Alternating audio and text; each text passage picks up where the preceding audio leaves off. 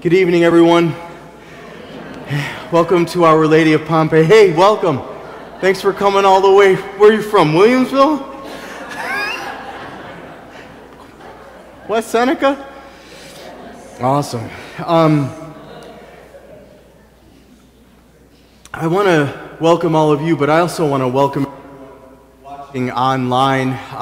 We just had our streaming live put in, so hopefully it's working, and we're excited about it. So you'll be able to dial in from anywhere you're at and watch these things live. Anyway, good evening. Thank you for joining us for the 5th in our series of monthly faith enrichment presentations. For visitors to our parish, my name is Father Dave Richards. I'm the administrator here at Our Lady of Pompeii. And tonight we welcome Jeffrey Skurka back, who will uncover for us the Eucharistic Miracles. Jeffrey was with us last year and spoke about his own in-depth scientific research of the Shroud of Turin. And tonight in his talk, he will draw on his years of experience in various aspects of scientific research and engineering to tell us how Jesus keeps showing us his suffering heart. Join me in welcoming Jeffrey Skurka.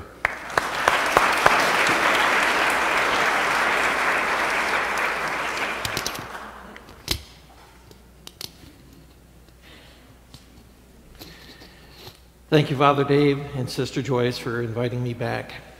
Again, I was here last year and I did a presentation on the Shroud of Turin, given my research of over 20 plus years. And part of that research included investigating the Eucharistic miracles, Marian apparitions, and a couple of other things as well. And I kind of discovered a lot of really interesting things. So here we go. So Eucharistic miracles, why does Jesus keep showing us his suffering heart? This is a picture of the original Divine Mercy that was provided by, or painted based upon a description that was provided by Saint Faustina, again, from the Divine Mercy. And again, clearly in this picture, we can see Jesus, he's showing us his heart, and also there are these beams of light coming from his heart. And we're going to explore this a little bit, and we're going to find out why. Oh, went the wrong way.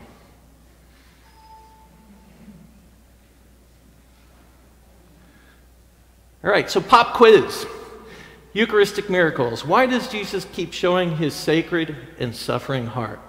All right, there's going to be a quiz at the end, and I'm going to give you the question in the beginning to think about it as we go through the presentation. So the first question is Christianity or Catholicism still relevant in today's skeptical modern society of science and technology? All right, let's take a look at some things in the news within the past month. All right, what we do is we have Karen Pence, right, in the news recently. There thing, exposed Christian education, basically because she's now teaching in the school, and this is from the Wall Street Journal, and there was a whole big thing going on in the news about Karen Pence. All right, and a couple of months ago, again, when Brett Kavanaugh, when he was nominated for the Supreme Court Justice, there was a whole big to-do about his nomination. And why was that important, right? Again, what was that being attacked at the time was family values and Catholic morals. And why? Right? It wasn't necessarily about Brett Kavanaugh. It was the liberals and the Democrats. They didn't care who it was going to be. There were a couple of nominees, and even before President Trump had announced his nomination, there were all kinds of protests and stuff. And so it was kind of like bring your marker to the protest and fill in the person's name depending upon who President Trump is going to nominate. So what was at stake at that point?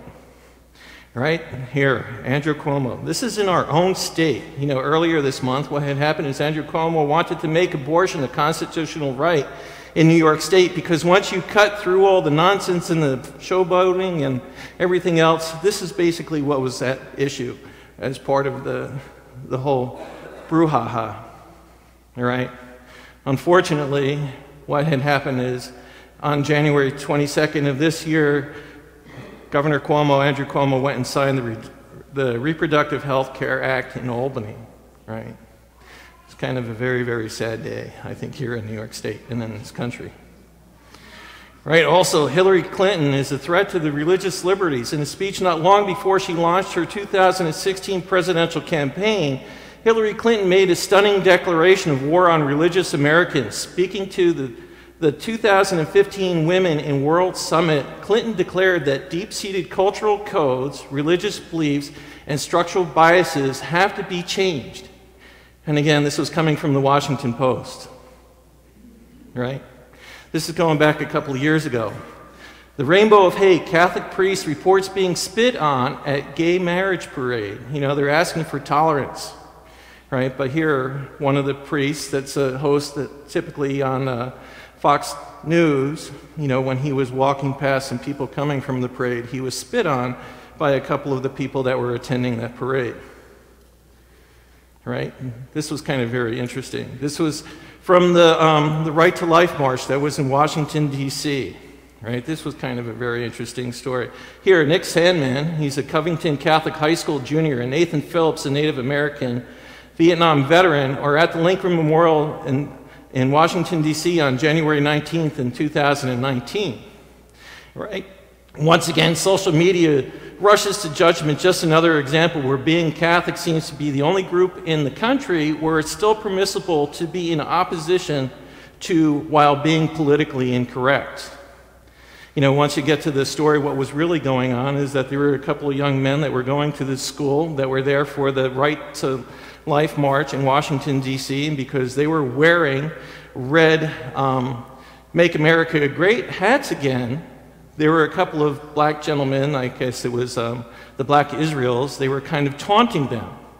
What had happened is Nathan Phillips was also there for his own march and saw what was going on, and what he did is he went over to this young gentleman, this high school student, and basically what he did is he wasn't taunting this person who was a Native American, he was just standing his ground.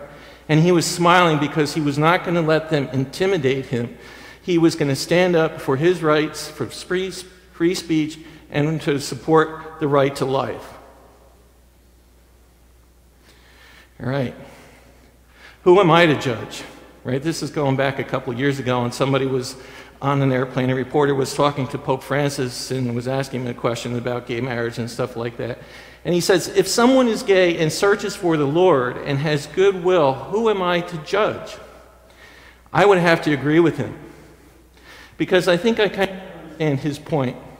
Because in the book of Job, it says that Satan will always show up and be your accuser. Because when I was preparing this presentation, I kept getting this thought, what right do I have to stand up here in front of you and talk about the Eucharistic miracles? Because I'm just as broken as everyone else. I am a sinner, right? The one thing that I realized through this whole preparation of this presentation is that the church isn't a club for saints, it's a hospital for sinners, right? And thank God in the Catholic Church, we have a reset button. And that reset button is called the Sacrament of Reconciliation. So Saturday afternoon, I went to Our Holy Name of Mary in Ellicottville, and I talked to Father Tim is a ex-Navy chaplain. It's kind of easy to go into an ex-Navy chaplain because after having served young sailors and young Marines, there's probably nothing that I could tell him that would shock him. Right? But again, I was invited here by Father Dave and Sister Joyce, so let me kind of share with you some of the things that I discovered in my exploration of the Eucharistic miracles. All right, modern skepticism, critical thinking, and rational thought. You know, the media would have you believe that as Christians, we kind of lost our ability for rational thinking, and especially Catholics, we've completely lost our ability for, you know, rational thought. Because, all right, let me go back to this. Critical thinking, the objective analysis and evaluation of an issue in order to form a judgment. Disciplined thinking that is clear, rational, open-minded, and informed by evidence. Okay? All right, this is important. All right, so what is the greatest difference that separates the Catholic faith from other denominations of Christianity? You know, this was something else I thought that was important as I was doing this discovery. Holy Communion, right? Atheists, what do they see? Again, they think we're kind of silly, because in the Catholic Church, not only do we say that the Holy Communion is the body and blood of Christ, and it's not meant as a symbol as it kind of is in the Protestant Church, where they think, it's more of a symbol, but what we really see is the Eucharist, right? During the celebration of the Holy Sacrifice. And what is it really? It is Jesus hanging on the cross. All right. So Matthew, now as they were eating, Jesus took bread and blessed and broke it and gave it to the disciples and said, "Take, eat, this is the body," or "This is my body." And he took a chalice, and when he had given thanks, he gave it to them, saying, "Drink of it, all of you, for this is my blood of the covenant, which is poured out for many for the forgiveness of sins." All right? So again, what we're talking about, again, when the body is going to become truly the body and blood of Christ, it's transubstantiation. It's a miraculous change by which, according to the Roman Catholic and Eastern Orthodox dogma, the Eucharist elements at their consecration become the body and blood of Christ while keeping only the appearance of bread and wine, an act or instance of or being transubstantiated. All right, Martin Luther, right? There was a whole Protestant Reformation.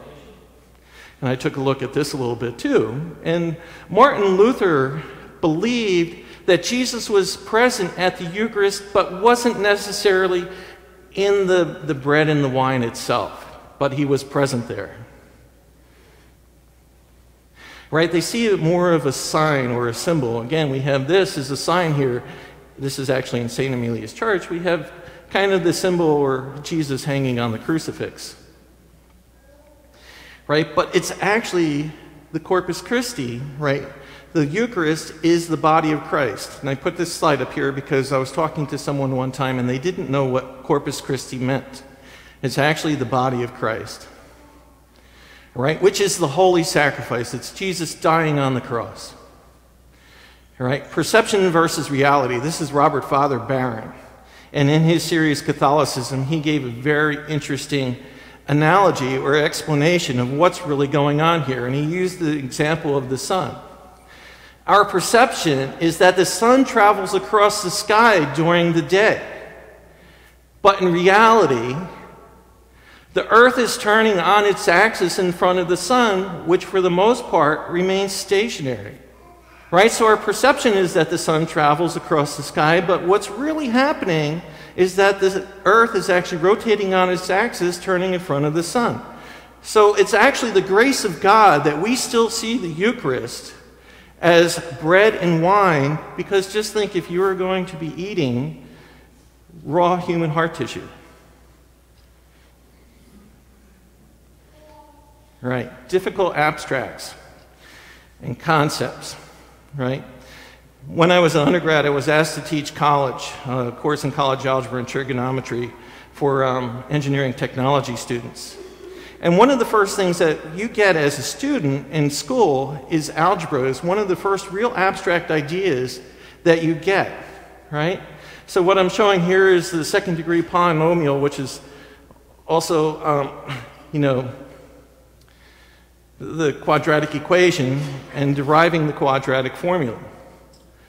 This is child's play compared to when considering the fact that the Holy Eucharist, or the Holy Eucharist, is truly the body and blood of Christ. Because this proof here, going from the quadratic equation to the quadratic formula, has given many students nightmares. Right? Thank God we're not going to go through this. Right? Maybe we need the child's eyes. This is really interesting. This is actually Emily Rue. And I met her father when I went for my Eucharistic, or my extraordinary minister training at Christ the King Seminary. And Brian Rue, who was her father, told a really beautiful story. This happened here in Buffalo at St. Luke's.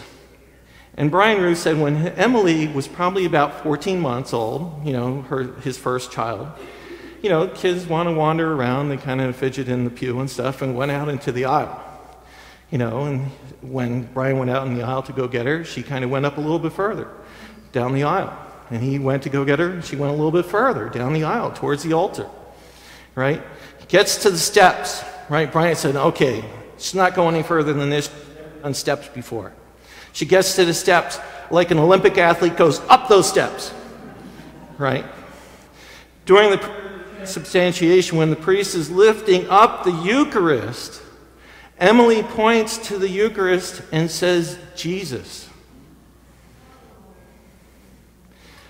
Okay. Either Emily, when she was 14 months old, was a child prodigy, or she was seeing Jesus in the Eucharist.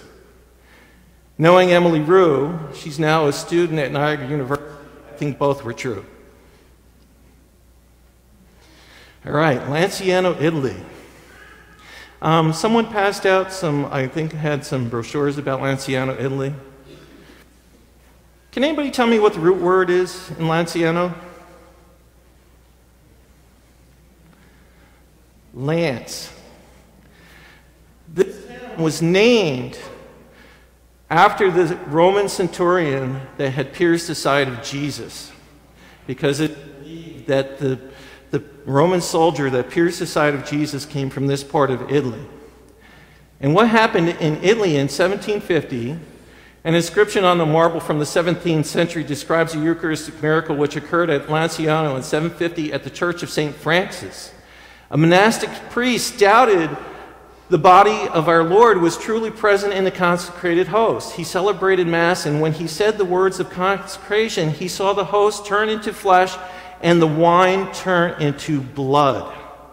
He stopped the Mass. This is called the Mass that never ended, because you could go to Lanciano, Italy now and actually see both the Eucharistic miracle and the chalice of blood still on the altar. All right? So let's see. Let's explore this a little bit more. All right? The scientists are befuddled. Right? So what had happened is that back kind of, I think it was the 15th century and stuff. So is that the blood in the chalice coagulated into 5 different pieces, and each one of those 5 different pieces was a different size, right? So, we have the density of blood, which is pretty uniform, so if each different piece was a different size, they should all mass differently, right?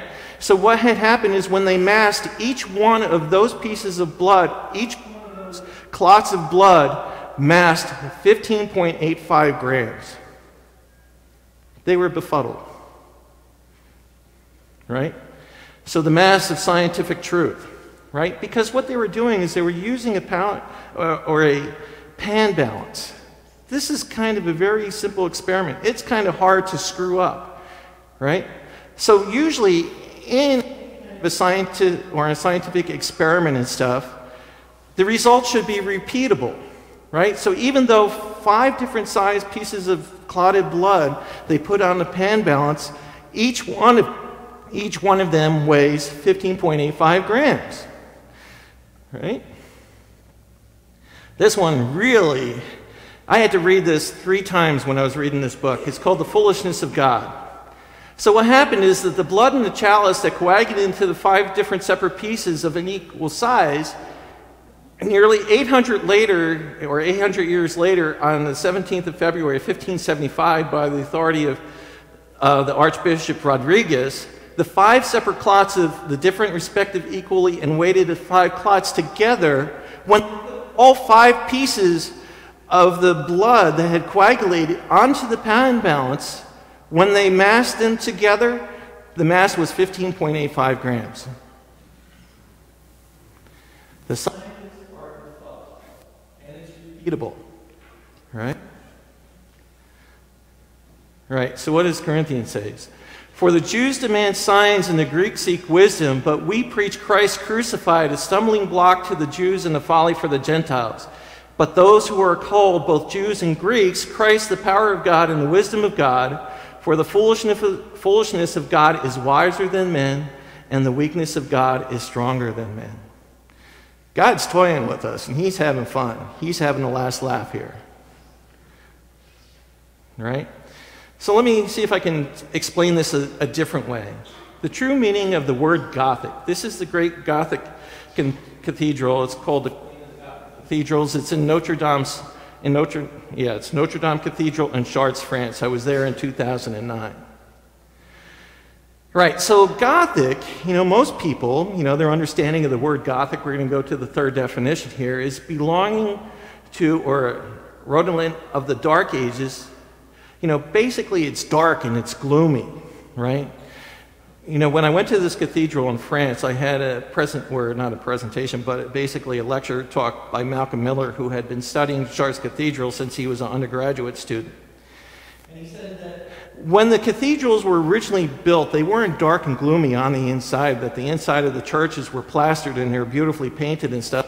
Churches fell into bad disrepair during the French Revolution, and it was too expensive to repair the inside of the churches, so what they did is they basically pulled down all the plaster and stuff that was falling down and just left the bare stonework that was there. And he actually pointed part in the cathedral and actually showed us where the plaster was still on the wall and there was the red paint that was there. What Malcolm Miller explained to us, the word Gothic relates to a phenomena or unexplained event being in the realm of God, which is beyond rational human comprehension and or understanding. The scientific data, the Eucharistic Miracles, is a perfect example of something that would be considered Gothic. All right, so kind of where did we go awry, right? This is a picture of the Skurka trial. It happened in 1925. And actually, they're outside in the park across the street from the courthouse because what was going on at the time. It was too hot in the courtroom, so the judge decided that they were going to go outside. I think that should have been their first clue. It was a little bit too warm inside the courtroom. Right, so basically what had happened is the teacher, Thomas Scopes, he was accused of teaching evolution. He was a substitute science teacher, and he was accused of teaching evolution in the class, which he really wasn't, but he basically accepted the charges so that the trial would actually have a defendant. Right?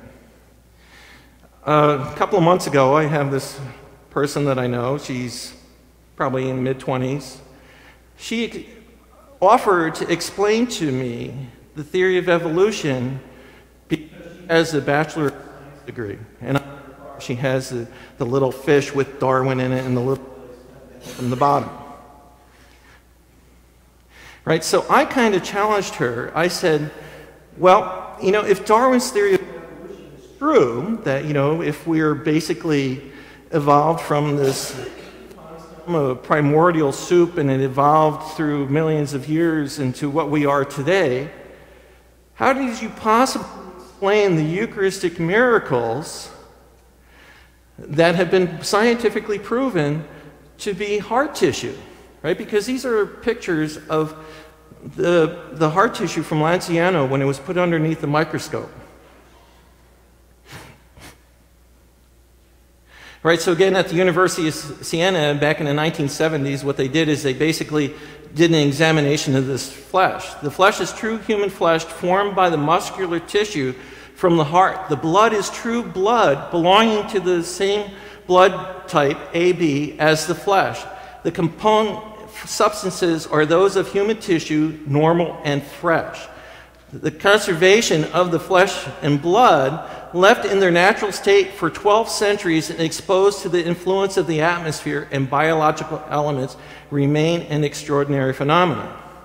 All right, so what had happened in 750 in like the 1970s, what they did is they did a scientific analysis of it is they found out that it was human heart tissue.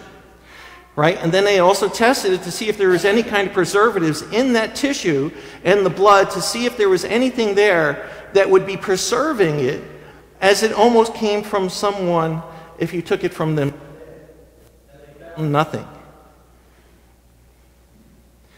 Right? So again, I was talking with this young lady, and she was using the example of a bulldog.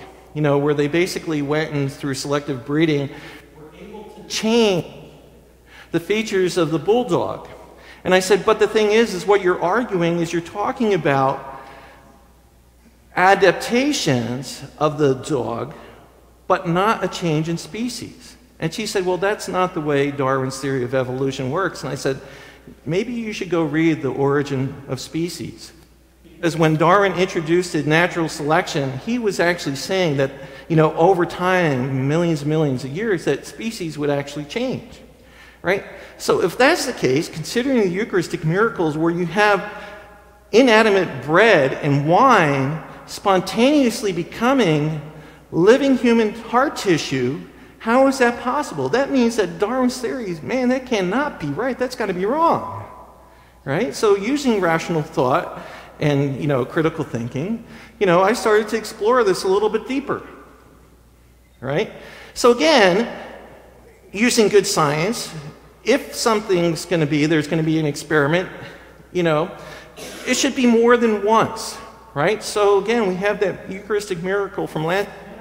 So it didn't happen once, it happened again. This is Father Alexandro Pizzet, and this is from the Eucharistic miracle in Buenos Aires. So it happened on August 18th, 1996. Father Pizzet was saying Holy Mass at the Catholic Church in the Commercial Center of Buenos Aires. As he was finishing distributing communion, a woman came up to him telling him that she had found a discarded host on a candle holder at the back of the church. Ongoing, the spot indicated, the father took the defiled host. Since he was unable to consume it, he placed it in a container of water and put it away in the tabernacle of the chapel of the Blessed Sacrament. Again, on Monday, on August 26, he opened the miracle and he saw, to his amazement, the host had turned to a bloody substance. Right? So again, typically what happens, if a communion host is not consumable, what you'll do is you'll take a little bowl of water and put it back into the tabernacle. When the priest opened the tabernacle on Monday morning, this is what he saw. Right? The archbishop and the atheist. Anybody know this archbishop? Does he look familiar? That's Pope Francis. So what Pope Francis does is he goes and he commissions Dr. Ricardo Constantin.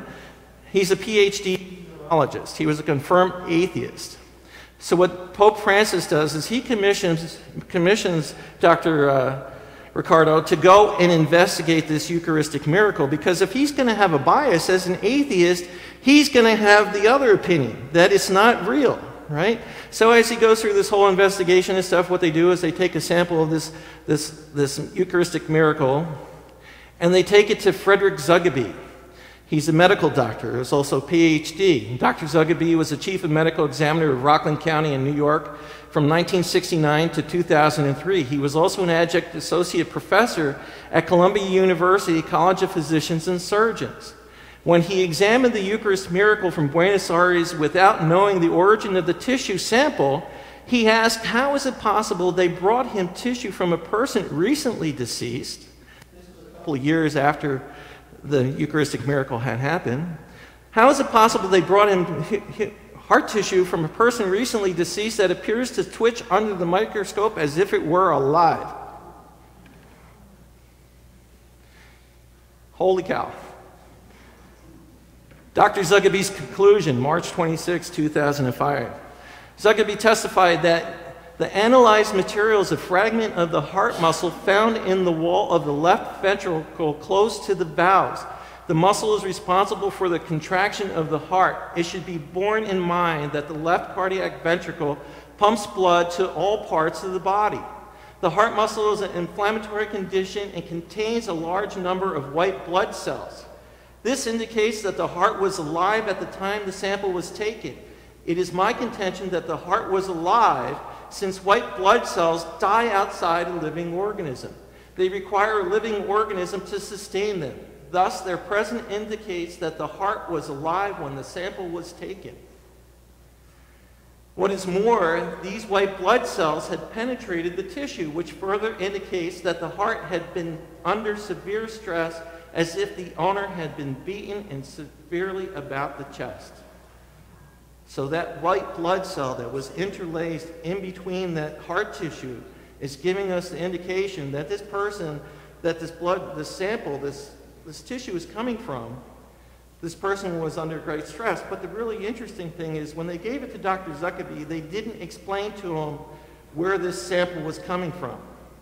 It was only afterwards that they gave it to Dr. Zuckerby, they explained that this was a communion host from Argentina, several years old. They asked him, how can science explain this? He said, science has no explanation for this. Again, this is something that would be considered Gothic. All right, so not twice,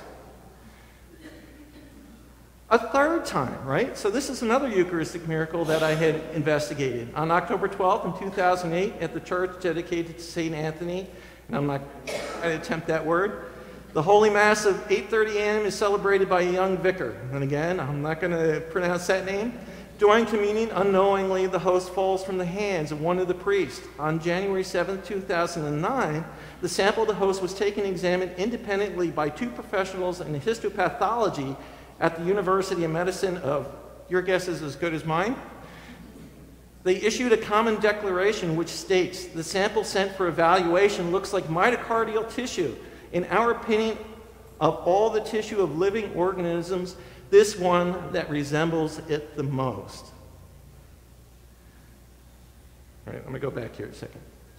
So what they did differently in this trial, or this investigation of the Eucharist, typically what they just would do is they would only take the red part of the communion host and take it to the scientists. What happened in Poland here this time, what they did is they took part of the red tissue and part of the communion, and when they put it under the microscope, it said there was no boundary between the heart muscle and the communion host. The two were interlaced. It was as if it was one substance. This is what they described they saw underneath the microscope.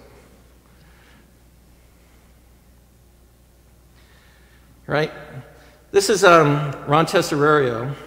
He wrote this book called Unseen, The Origin and Life of the Microscope. I've been in contact with Ron Tesserario. You know, we've exchanged some emails and stuff, and one of the things that I suggested to Ron is that possibly what we can do is we can compare the Eucharistic miracles, you know, do DNA testing on the Eucharistic miracles, and we're going to talk about the Shroud of Turin here in a little bit, and compare it to the blood on the Shroud of Turin. Because the one thing that they discovered, that the blood from the Eucharistic miracles, it's type AB. The blood on the Shroud of Turin is type AB. The blood types are the same. What's going on here, they've actually did DNA testing on the Eucharistic miracles.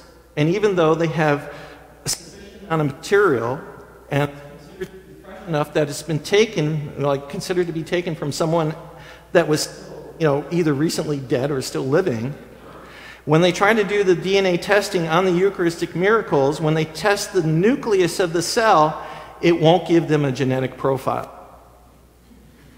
no matter how many times they try, right?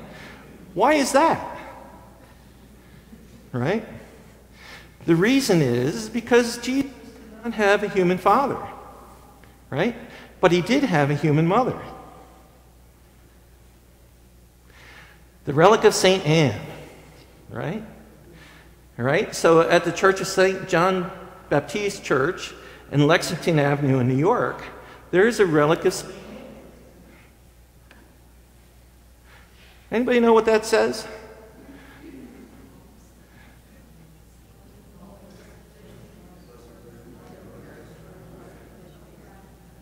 The bones of St. Anne, the mother of the Blessed Virgin Mary. We actually have the bones of St. Anne. The really interesting thing is that bones that are this old, you can only test the mitochondrial DNA. Mitochondrial DNA only comes from the mother. It doesn't come from the mother and the father. So right now there is a proposal that testing the blood from the Shroud of Turin, the Eucharistic miracles, and also the statue that's in Chococambria, Bolivia, it's not only bleeding, but it's also crying. They've actually filmed this. They put it underneath a CAT scan in the hospital in Chococambria, and there is absolutely nothing in that causing it to bleed. The blood from that statue is type AB, right? One of the other things that was going on at the time when the statue started bleeding, the woman that had bought this called Ecce Homo, which means behold the man, her cousin was probably in her late 40s, had been divorced twice, started having these mystical encounters with both Jesus and Mary, where she's called the secretary of God, where she only speaks and writes in Spanish. She wrote 14 different books. 6 of them are from Jesus, 8 of them are from Mary. One of the things that Jesus had explained to Cadia Rivas, he said, I want the blood that was wiped from my image, from the step bleeding, to be given to, or image to be given to the church authorities, and for it to be compared with the blood on my shroud. It is time for the lies to be heard and the truth to be revealed. This is one of the reasons why Ron Tesserario is making a proposal of testing the mitochondrial DNA of the Eucharistic Miracles, the Shroud of Turin, and the bones of St. Anne. All right? So the question is, how do we have, anybody asking, how do we have the bones of St. Anne? There's kind of a history of Mary Magdalene going to the southern part of France. And some of the research that I've done on this is after Jesus was kind of crucified and resurrected, the Pharisees were trying to squash the Jesus movement that was going on. They just wanted to get them out of there. So what had happened is Mary Magdalene, Mary and Margaret of Bethany, and Lazarus, they were put into a rudderless boat without a sail and pushed out into the Mediterranean Sea. Before they were pushed out into that boat, what they did is they went to the tomb of St. Anne and got her bones, is why we have these bones today. Was that a coincidence, or does someone have a plan?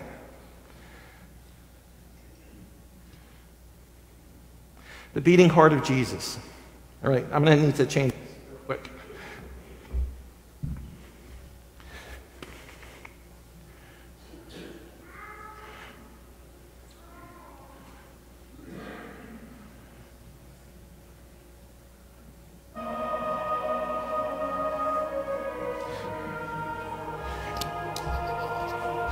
What this is, it's a Eucharistic miracle that had happened in Venezuela. This person, when he went to the church and they opened the tabernacle, and it's kind of in a monstrance, when he opened it, he started to see the Eucharistic miracle start to beat with the love-dub beat of a human heart. I know, it's kind of a shaky video. My hand would be shaking too if I were watching this.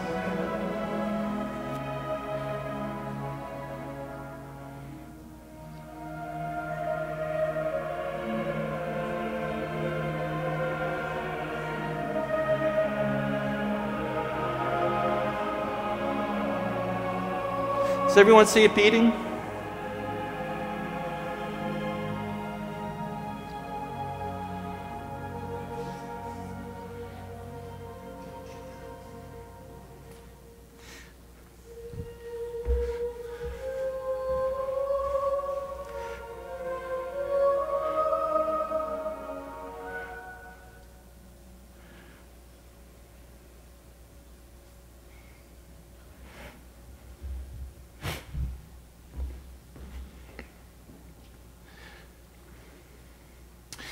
All right. What do we know about the heartbeat? Right? We know that there's an electric field around the heart. The heart field produces a beating of about 60 times, or the electric field produced by a beating heart on average is 60 times greater than the amplitude produced by the brain. It also has a very regular frequency in the form of a sinus rhythm. It's kind of suggested that, because the heartbeat is so strong, then when two people hug, the heartbeat kind of influences one another. Quantum entanglement. Some of the experiments that we started doing back in 1988, we thought that possibly it was the constructive interference being in phase with the rhythm of Jesus' heart, the beat that connects us through space and time by quantum entanglement. So let me kind of explain to you what I'm talking about here. This is called the principle of superposition. On the left-hand side of the slide, we have waves that are in phase with one another. And if two waves are in phase with one another, what happens is that the amplitude, which is the graph on the bottom, the amplitude of the wave is actually double, right? If the two waves or two frequencies are out of phase with one another, it's the slide on the right-hand side, out of phase by 180 degrees, what's going to happen is that amplitude, the one wave is going to cancel the other, and you're basically going to flatline. You know, kind of when I was thinking about this, I was thinking about the sacrament of reconciliation. You know, when we go to communion, being in a state of grace. When we're in the state of grace, the benefit of the amplitude being increased, because again, we're in frequency, we're in phase with the heartbeat of Jesus, and when we're not in a state of grace, we're kind of flatlining. God blinds a NASA camera. This is kind of really interesting. And this is coming from a book, Healing Through the Mass, published by the Resurrection Press. It was written by Father Robert de Grandis. In the story, what happens is there were a couple of NASA scientists. They were doing an investigation, trying to see when the soul would move. So there was a person that was in a hospital room, and they were in another room, and they had these cameras. The cameras couldn't necessarily see a lot of detail, but what they can see is different waves of energy, like the electric and magnetic fields of the person that was on the bed that they were expecting to die. All of a sudden, this person walks into the room, and they can't see who it is or what's going on, and this person, there's something that's on their chest that they can see glowing, right? What happens is the person goes, grabs into their breast pocket, pulls something out, and all of a sudden opens it, and the camera is blinded. They can't see anything what's going on because the camera is just completely like whited out. So what they do is they go running into the room, and they find out that it's a priest, and what he's doing is the sacrament of the anointing of the sick, and is actually giving communion to this person that is dying. This NASA scientist, although he was in his 50s, was so amazed that he went to become a Catholic priest himself. Oh, let me go talk about Dr. Ricardo. You know, even though he was a devout atheist, after experiencing not only the Eucharistic miracle that they took to New York City, and also the statue, he also went and investigated that statue that's bleeding in Bolivia. He said he had no longer a rational explanation for what was going on, and he is now a practicing Catholic. He has a couple of videos where he gives his witness, which are very powerful, of everything that he had experienced during those investigations. Right?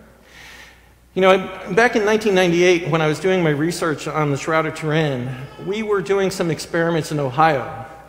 And what we were doing was looking at the DNA molecule from the perspective of quantum theory, that possibly the background gamma ray radiation was interacting with the DNA molecules. And during those experiments, people that were trained in like Reiki therapy or prayer therapy and stuff, we were noticing that there was as much of a 15% decrease in the amount of background gamma radiation, or background gamma radiation. Kind of let me rephrase that. During my trial, when I was the healer and doing the experiment, the measurements that we got, there was a 15% decrease in the amount of gamma ray radiation. Right? And kind of my idea, and we kind of struggled with this for a while, because the DNA molecule kind of has this helix and it's coiled up. And there's actually magnetic properties to the DNA molecule. And it acts almost as a solenoid, where it stores like resonant energy, like magnetic fields. And also because it's highly organized, it's a crystalline structure, and it interacts with gamma ray radiation, acting almost like an antenna. And way I was able to kind of have the paper that I sent to Pope Francis, the research paper that I did, that the way I was able to finally put together how the body image is formed on the Shroud of Turin is because there's this nuclear magnetic resonance in the DNA of the body of Jesus, which is causing a mutual inductance for the DNA that was both in the linen cloth of the shroud and also the flowers that were on there.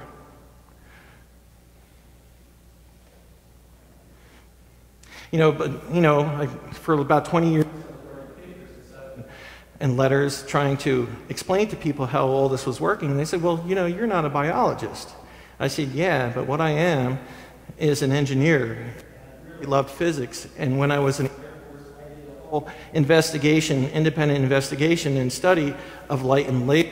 And this is a picture of my laser tube that I bought as a surplus when I was back in the Air Force, back in between 84 and 88. They were still playing with lasers in the laboratory.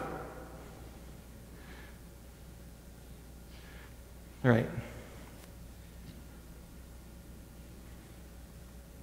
Right, someone said, well, we shouldn't be investigating this, right? But then I said, Proverbs 25:2, the further wise sayings of Solomon. These are also the Proverbs of Solomon, which the men of, I'm not going to say that one, king of Judah copied. It is the glory of God to conceal things, but the glory and honor of kings to search things.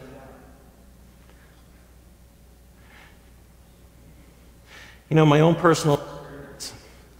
I was talking with Father Larry Coble at St. Aloysius, and I was asking him to help me write a letter to the church because I wanted to try to figure out how to get my way through the gatekeepers so I can finally address Pope Francis.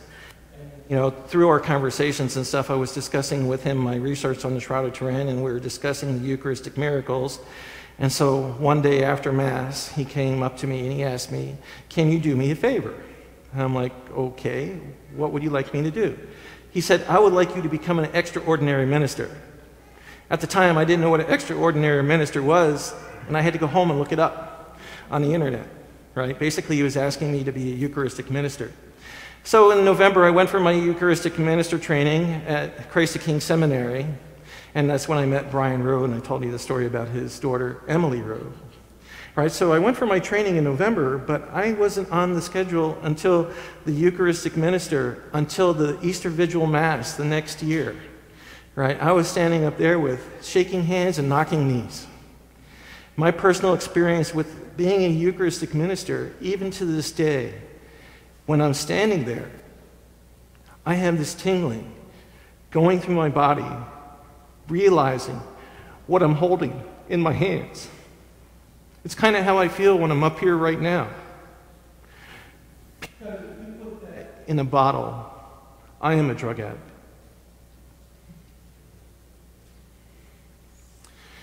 Right? So another thing that had happened, right? For the people that know my background, I was city engineer for Niagara Falls. So when Mayor Dicer hired me, he asked me to kind of the problems that were going on in the engineering department. And one of the things that had happened is I, along with the corruption, and sign off on projects. So as a result of that, I got fired. So in the springtime, I was actually at home, this is my house that I had in East Ottawa. I used to call it my monastery in the woods. So at the time I was fired, it was 10:30 in the morning, and the Jehovah Witness, they ring my doorbell. They ask me, do I know Jesus? And am I saved? At the time, when I was in the Air Force, we used to clean the dorm in our underwear. So at the time, I was kind of straightening up my house. I was wearing a T-shirt and some boxing shorts. I'm looking around the door, Said, wait a minute, let me go put on some pants and a shirt, and I'll be right back. Coming to my access to the floor. Right. So at the time, the one way that I was working my way through my depression and everything else that was going on is I was continuing my not only on the Shroud of Turin, but the Eucharistic Miracles. And I had all kinds of books because, again, when the Jehovah Witness come to your house, they have their Bibles, and their Bibles are tabbed, and they know their sales speech, chapter and verse. So one of the things we started discussing were the Eucharistic miracles. And I had all these presentations and books and tabs, and I had 6 Bibles on my table, and I had them tabbed, and I was cross-referencing one to the other, right? I was really shocked that the Jehovah Witness are very familiar with the Eucharistic miracles. Probably more so than many Catholics are. They consider it to be demonic, right? My point to them was, what is your scriptural reference, right? Because either Jesus was a liar or he was telling the truth. Right? What does John tell us? Truly, truly, I say to you, he who believes has eternal life. I am the bread of life. Your fathers ate the manna in the wilderness, and they died. This is the bread which comes down from heaven, that a man may eat of it and not die. I am the living bread which came down from heaven. If anyone eats this bread, he will live forever. And the bread which I shall give for the life of the world is my flesh. The Jews then disputed among themselves, saying, how can this man give us his flesh to eat? So Jesus said to them, truly, truly, I say to you, unless you eat the flesh of the Son of Man and drink his blood, you have no life in you. He who eats my flesh and drinks my blood has eternal life, and I will raise him up on the last day. My flesh is food indeed, and my blood is drink indeed. He who eats my flesh and drinks my blood abide in me, and I in him. At the end of the hour, I was the one doing the teaching. And again, they kind of were running out of my house after a while. And I was like, come back. I really enjoyed the discussion. It was fun. All right? Come back anytime. You know, let me know. I'll get some coffee cake and tea. So my personal experience, the Holy Eucharist, is my anchor to weather any storm. I plan my week by trying to figure out where and when am I going to church to receive the Eucharist.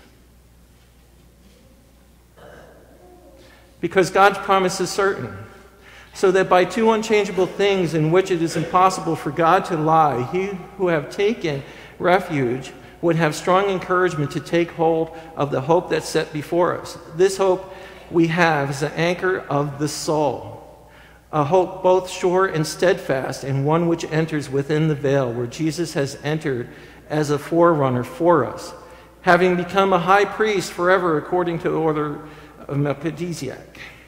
Right? All right, so it's not just once or twice or 3 times. It's an everyday miracle. Because in reality, what's happening is when that priest raises up that Eucharist during the prayers of transubstantiation, during the concluding doxology, that bread and wine is becoming truly the body and blood of Jesus Christ. Literally, not figuratively. It's not a symbol. So why does Catholicism matter? Because once you understand the Eucharist, you can never leave the... Not because the church won't let you, because your heart won't let you. So why does Jesus keep showing us his suffering heart? The word mercy comes from the Latin word misericordia. Misery means suffering, and cordia means to the heart. So this was coming from a homily that Jeff Forrester did, the deacon at St. Aloysius did.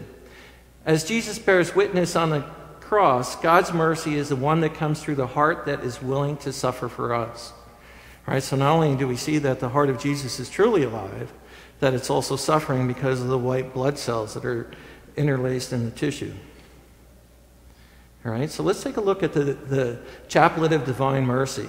All right, so the opening prayer. You expired, Jesus, but the source of life gushed forth for souls, and the ocean of mercy opened up for the whole world. O fount of life, unfathomable divine mercy, envelop the whole world and empty yourself out upon us. O blood and water which gushed forth from the heart of Jesus as a fount of mercy for us, I trust in you. O blood and water which gushed forth from the heart of Jesus as a fount of mercy for us, I trust in you. O blood and water which gushed forth from the heart of Jesus as a fount of mercy for us, I trust in you. This is a dorsal image of the shrine, right? We kind of talked about this a little bit the last time I was here. So the blood stains of the spear wounds to the chest that puddled under the shroud of Turin. And again, the blood is AB blood. It's the same blood type as the Eucharistic Miracles, as the blood that was on the Sudarium of Oviedo that we talked about.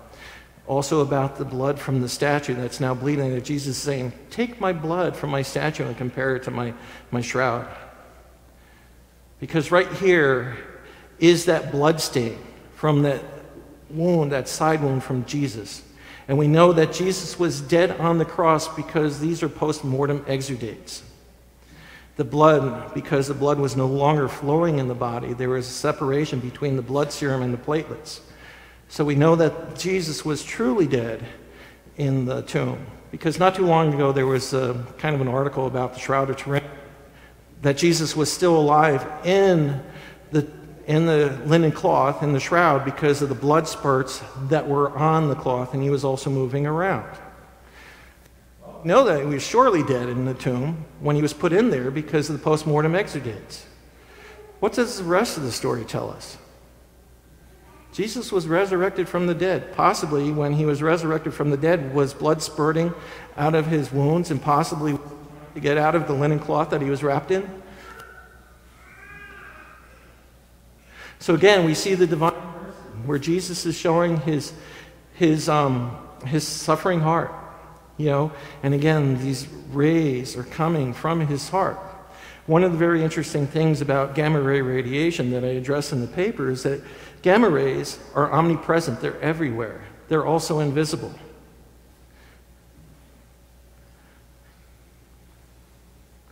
All right, so what's at stake? One scientific fact I do know, that we're not getting out of this world alive. We're all going to die, right?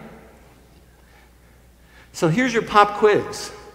You just died. You're standing before the Prince of Peace. What will your final answer be, all right? So I don't care how or when you die, but you're traveling through that tunnel towards the light, and you're seeing your life flash before your eyes, right? Let's see what's going to happen when you get to the end of the tunnel. We talked about this picture a little bit last time when I was here as well. This is a picture that was painted by this young girl. And her story is that both her parents were atheists, and they never talked about God or heaven at home. But when she was 4 years old, she started seeing visions of heaven, right? When she was 6 years old, she started to teach herself to draw and paint. When she was 8 years old, she painted this picture called the Prince of Peace. All right, so when you're going to be standing before Jesus, my question for you is, okay, when you're standing before the Prince of Peace, the author of life, will you support a woman's right to choose, or are you going to defend the unborn child in the womb?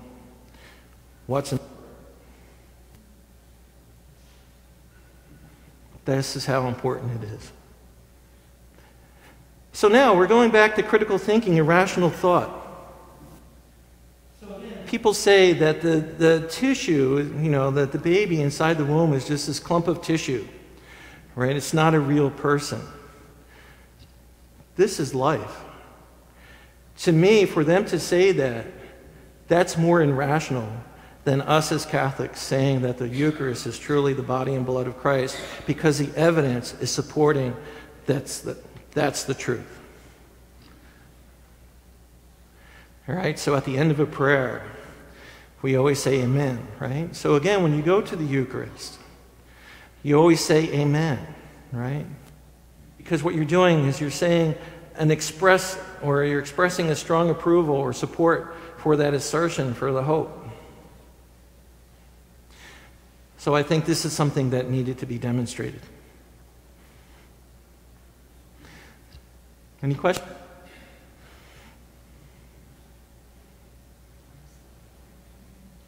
I have a question. Are you familiar at all about that girl called Little Audrey? A little bit.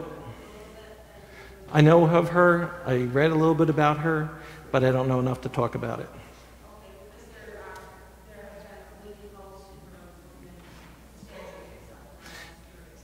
I don't think that there was extensive scientific testing done on the other Eucharistic miracles that I took a look at, and I kind of focused on those three because, again, they were taken to the scientists, taken to the universities, people that were professionals, experts in their field, were testifying, that this is human heart tissue. This is like from someone that's still alive. What is the Sudarium? The Sudarium of Oviedo. Again, I talked about this on the Shroud of Turin. In the church in Spain, There's another linen cloth, because they did the radiocarbon dating on the Shroud of Turin, and it's dating between 1260 and 1390 as a result of the radiocarbon dating. My whole thesis that I presented in my paper is that the radiocarbon dating is actually proof of the resurrection, right? And this has to do with what's called the inverse square law and neutron activation and neutrons being captured by the linen cloth.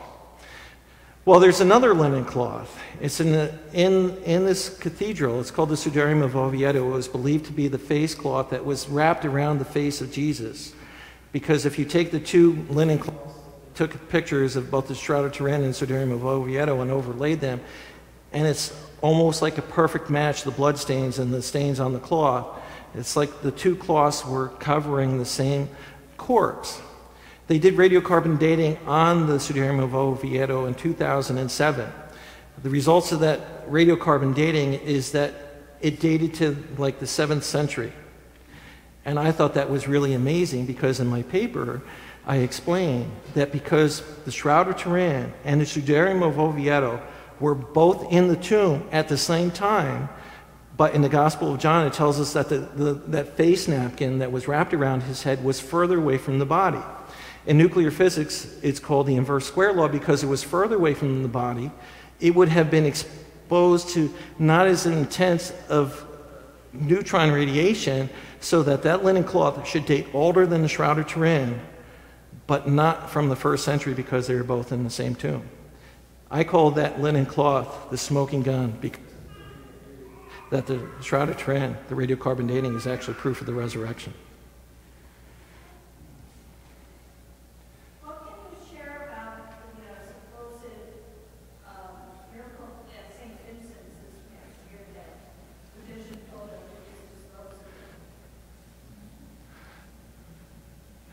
I actually wrote a letter to Father Carl asking him if he was interested about talking about his experience and what had happened at St. Vincent de Paul. Again, one of the things that had happened is Bishop Malone suggested that they get rid of it, or told them to get rid of it. I was going to say, maybe you could share with them, those who don't know about it, what happened. Okay. Is everybody familiar with what happened at St. Vincent de Paul? Okay, this happened a couple of weeks ago, months ago, maybe a month and a half ago. At St. Vincent de Paul, they had a Eucharist that wasn't consumable. They put it in a bowl of water. They put it into the tabernacle. And when they opened the tabernacle again, we could see that communion host that was in the tabernacle, it's starting to turn red, right? And at the time, Bishop Malone said that they should get rid of it. And kind of what I did is I compared kind of a similar incident that had happened in Salt Lake City. When they tested the one in Salt Lake City, they kind of found out that it was red mold and really wasn't heart tissue, right? So this was kind of one of the things that Bishop Malone said, that they should get rid of the communion host because it started to dissolve in the water. And once the communion host starts to dissolve, the presence of Christ is no longer in that communion host, is why he suggested getting rid of it. I thought it would be interesting to have tested that, but unfortunately we no longer have it.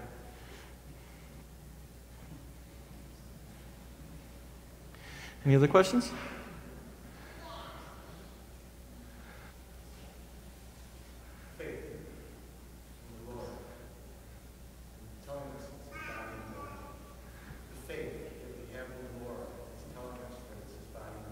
Correct.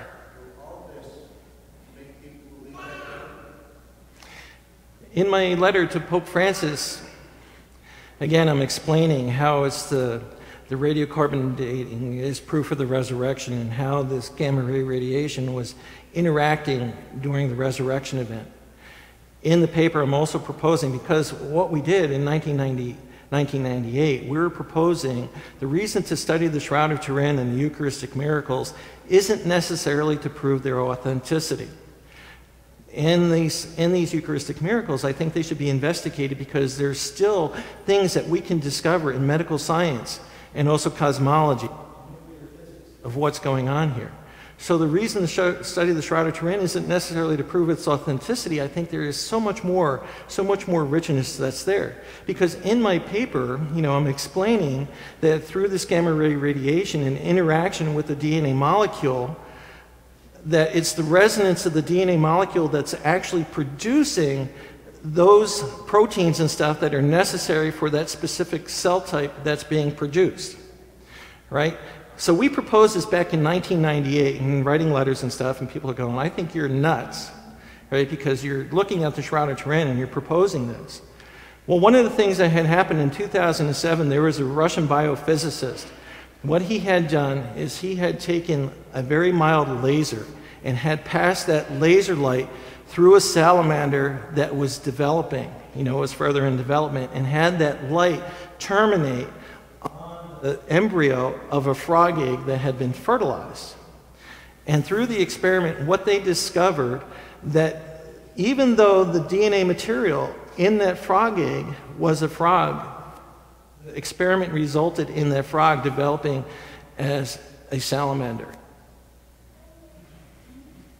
Right? So again, we're saying to study this is because there's still all these discoveries to be made. And in the paper, again, what I do is I explain how the diversity of life came about because of this interaction of the gamma ray radiation and the DNA molecules and stuff. Because another thing that one of the experiments that had been done, they started taking a look at photons. Photon is actually a particle of light. It's how light actually travels, is an electromagnetic wave as a photon. And they're finding out that around the DNA molecule, the photons, even though they're random, are starting to organize themselves around the DNA molecule. So there's some really, really exciting things that are going on right now.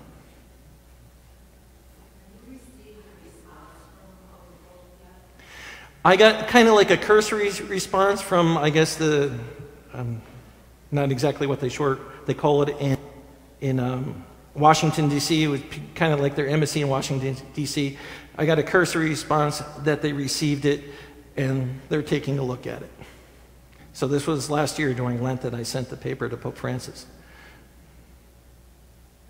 Any other questions?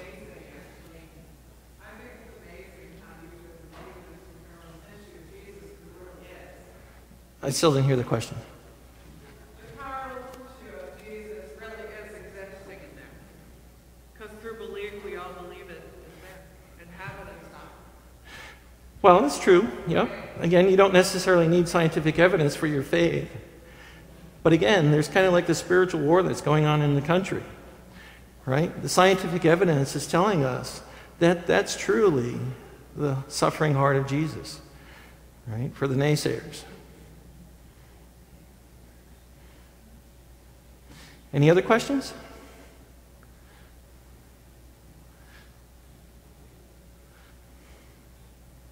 Thanks, Jeff. Yeah.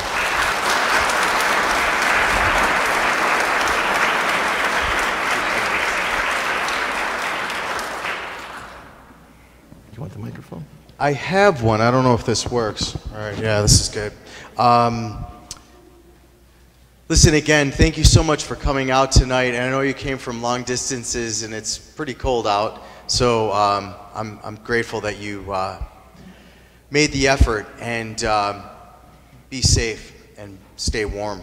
Our Lady of Pompeii has many spiritual programs going on here at the parish, and I just wanted to let you know you're always welcome to everything.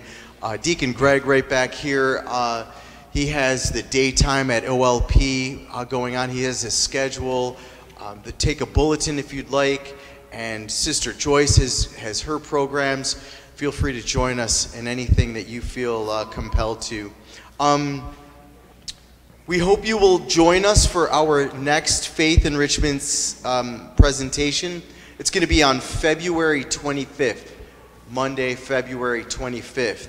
And Deacon Dave Rotterman will tell us about the lost city of Bethsaida.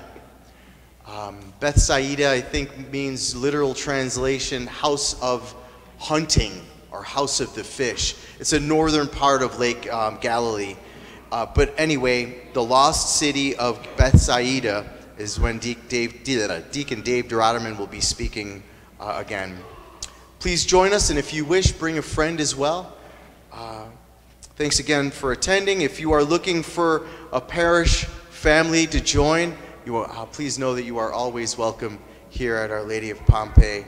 And also, if you are so inclined and you are able, we have Goodwill offering baskets at the exit if you'd like to help contribute to the funding here for this. Thank you so much. There's a huge spread in the back of the church. You're not going to want to miss it. I mean, look at the ladies back there. It's like outstanding. Oh, incredible. So join us for some fellowship and food in the back, and have a great rest of the evening.